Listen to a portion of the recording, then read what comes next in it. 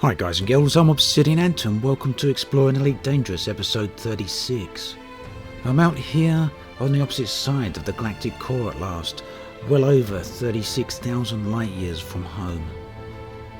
And I came across a rather interesting surprise, not just this Earth-like, but that planetary nebula you can see there in the background. Now my hope was that this would be an undiscovered planetary nebula, making me the first explorer, the first to travel within it.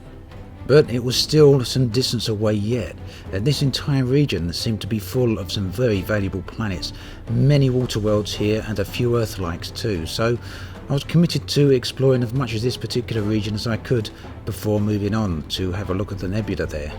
Here is a twin pair of worlds, one being a water world and the other being an Earth-like. Now, I still haven't found a twin pair of Earth-likes yet, but I guess that was pretty close. There's also another water world over the other side here. Not to be outdone by those high-class worlds, there was also some pretty spectacular high metal content worlds here. This one immediately caught my attention with it being so close to its parent star. Now, as I've got further away from the core, I've also once again travelled upwards from the galactic plane. One of the reasons I did this was because I find that this area is so interesting and it provides extremely high contrast with the black of space above you and the glow of the core below you. Here then is another interesting planet, one I don't see too often, a pink gas giant. And it does give me the opportunity to say something about Elite that I don't think I've ever said before.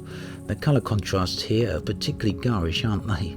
Not the sort of colours I would personally choose to stick together, but it just goes to show how procedural generation as well as nature can often come up with some very surprising combinations. So at this point I was getting ever closer to the nebula there, but I was still coming across many systems with water worlds. Now, it wasn't quite every single jump I'd find a water world, but I didn't need to go more than 2 or 3 jumps before I found one. Here we've effectively got a set of triplets. The one on the left is clearly a high metal content planet, the other 2 there are water worlds. Now they were pretty close to each other. The one right at the end here is also a water world, so that's 3 water based planets within a single system here, and a whole bunch of high metal content planets. Here is one of the metal planets now with the water world off in the distance there.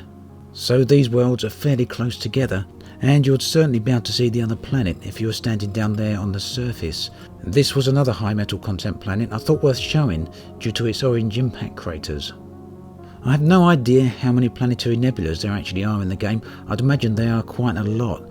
They're pretty difficult to actually find when you're on the galactic map. You can spend a lot of time searching around, but when you actually get within 100 light years of them or so, they very much start to stand out against the backdrop of space, which you were able to see a moment ago there. So this system, while having no massive surprises, did have an interesting looking moon, close enough to its parent planet that I thought it worthwhile to get up close and have a look at it.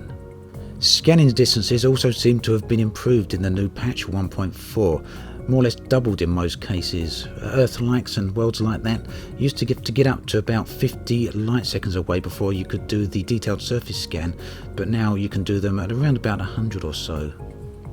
This was that moon, very unusual in that it has some sort of atmosphere to it as well. I'm sure there are plenty of these about, but I don't usually stop off at the moon, so it's not something I regularly see. And certainly never see with such a vivid nebula behind it. At any rate, I was finally close enough to do the last jump into the planetary nebula. It's the first time I've ever seen a nebula with this type of colouring, so I had no idea what I was going to expect with inside of it. It did look like it was going to be quite a bright nebula, but once you're inside these places they don't always look quite like what you'd expect them to be. And this one had a neutron star right at its centre, so I was glad I'd zeroed my throttle during the jump, because crashing into these things can be usually a pretty bad affair and will nearly always minus off a few points off your hull. Switching to the external view, I noticed straight away just how dark this system is. Partly that's due to the fact I'm so close to the neutron star here, but I wondered if it was also related to the nebula itself. You can see parts of the red there, but I was going to have to move further away from the star before I saw any distinct coloration. So this nebula was full of a whole bunch of planets, nearly all of them gas giants and all of them near enough ringed, and there was one really nice surprise right at the end here, a ringed water world. For a moment I was kind of hoping it would be a ringed Earth-like, but well, I guess this is close enough, and inside a planetary nebula to boot, so one of the best finds I've found so far in my time exploring. And as I suspected, once I'd got further away from the star, the coloration of the nebula did start to stand out a bit. Now, as I thought, this is definitely very different to all the other nebulas I've ever been in. It may be quite common as far as planetary nebulas go, but this is only the third or fourth planetary nebula I've ever actually been in. Now, I can't come into a planetary nebula like this without dropping off into the ring systems. The asteroids and the ring systems themselves have taken a bit of an update with the new patch 1.4, at least that was what I'd reported back in beta 1.4. 1.4 obviously went through a few iterations during its beta and gamma periods, and I hadn't checked back in on the asteroids during the later phases of that update. So here was my first opportunity to have a look at that and see what the asteroids actually look like now. So at first glance they kind of look better and worse at the same time. Better in that the colour mismatch, in this particular field at least, has gone. In addition to that, the draw distance also appears to be better, although it seems it may be masked by the different fogging going on here. It looks slightly worse because, well, the asteroids are clustered together a bit here, giving the appearance that they're just groups of sprites. Now, that obviously isn't the case with the asteroids close up, but, well, they just don't have the density that they once used to have. But that could just be this particular ring system, with the others looking a lot better. So it was good then that the system I jumped into here had a lot of planets with rings around them. But I'm glad to report that the blending between the various stages of draw distances on the rings themselves has definitely taken a step up. Ring skimming is something I like to do when out here. It's one of the few places that really gives you a good sense of speed for your ship. Here I'm moving at probably not much more than the ship's minimum supercruise speed. And yet the ship's apparent velocity seems very high.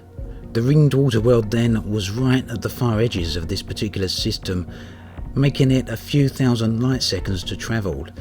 During that time I took a good look at the nebula, taking in the sight and admiring its beauty.